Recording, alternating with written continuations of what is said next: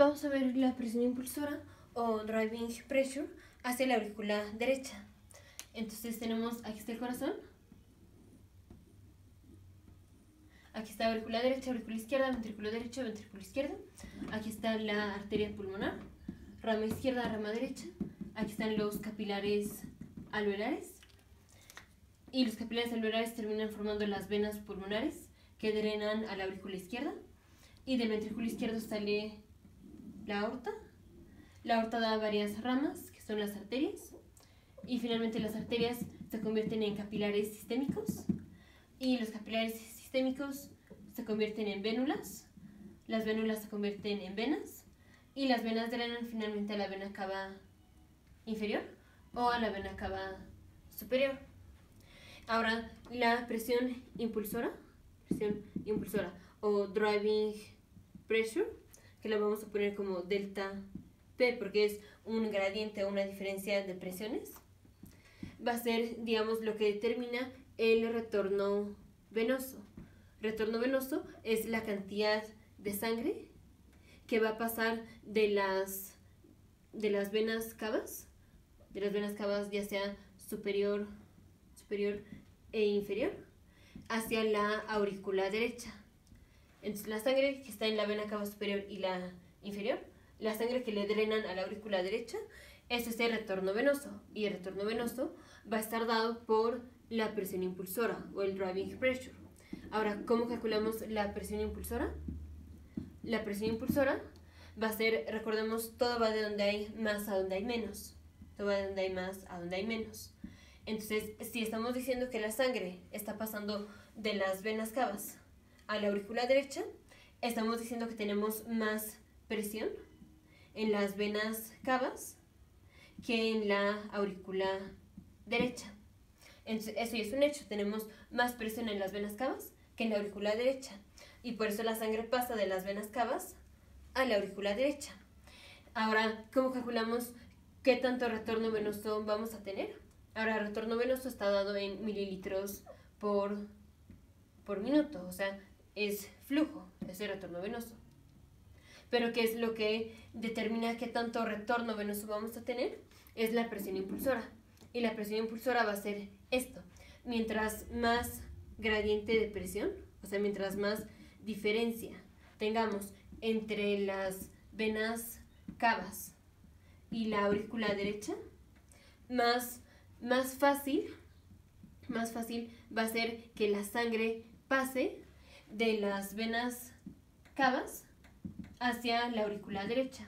Entonces, mientras más presión tengamos aquí y menos presión tengamos en la aurícula derecha, o sea, mientras mayor sea la diferencia entre las venas cavas y la aurícula derecha, va a ser mucho más fácil que la sangre pase a la aurícula derecha.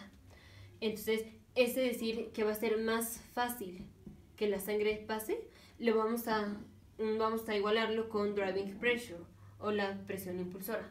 Entonces, si decimos tenemos un aumento de la presión impulsora, es más fácil que la sangre drene al corazón. Y esto se calcula, así como dijimos, la diferencia de la presión en las venas cavas. La driving pressure es igual a la presión en las venas cavas menos la presión de la aurícula derecha. Y la presión que tenemos en las venas cavas se llama presión venosa central. Entonces podemos decir el driving pressure o la presión impulsora, o sea, el qué tan fácil va a ser que la sangre pase de las venas a la aurícula derecha, va a ser la presión venosa central menos la presión de la aurícula derecha. Y mientras más grande sea la driving pressure, o sea, mientras más diferencia tengamos entre la presión venosa central, que es la presión de las venas, menos la presión de la aurícula derecha, vamos a tener más driving pressure, o sea, más presión impulsora.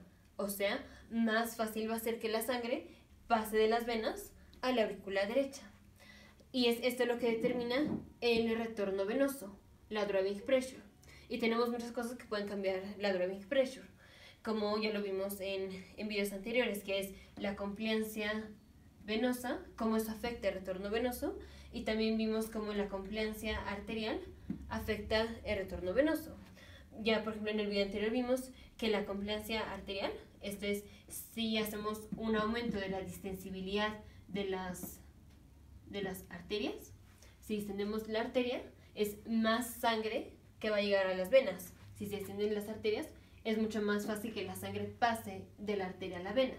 Y si tenemos más sangre en las venas cavas, si aquí tenemos más sangre, obviamente aumenta la presión en las venas cavas, o sea, aumenta la presión venosa central.